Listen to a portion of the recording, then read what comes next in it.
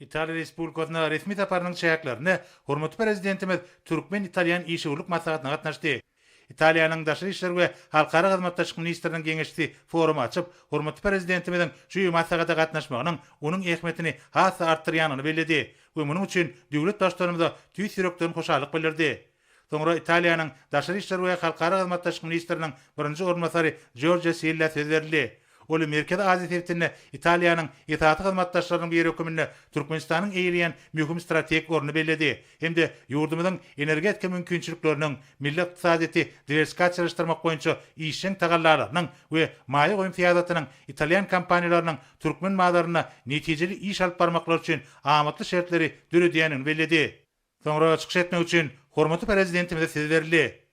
Döwlet başçymyz ilki bilen bir mühim forumda çykyş etmäge çakylyk üçin minnetdarlyk bildirip, Italiýan kompaniýalarynyň işgür toparlarynyň ýol başlaryny, ähli foruma gatnaşçylary mehrini berekledi. Hemde gatnaşçylaryň şeýle wekilçilik düzümine Türkmenistana aýratyn gyzyklanmanyň, öýdary behbeti hyzmatdaşlygy giňeltmäge amtylmanyň suwutnamasy hökümine kabul edilýänini bellädi. Göni işgürlük dialog arkaly Türkmen Italyan gatnaşyklarynyň tutuş toplamyna kuwaty itergi bermegi, dünýäniň geoiqtisadyetine häzirki zaman meýilleri, bilelikdäki mümkinçiliklerimizi gödümli tutýan hyzmatdaşlygyň hil taýdan tez derejesine çykmak, anyk şertler döretmegi bugünkü duşuň itaat maksady hökümine görä ýasyp döwlet başçylaryna aýtdy we munyň üçin şuň ähli mümkinçilikleriň bardygyna berk önem bildirdi. Soňra hormatly prezidentimiň gatnaşmagyna iki taraplaryň resmi namalary alşmak dabrasy boldy.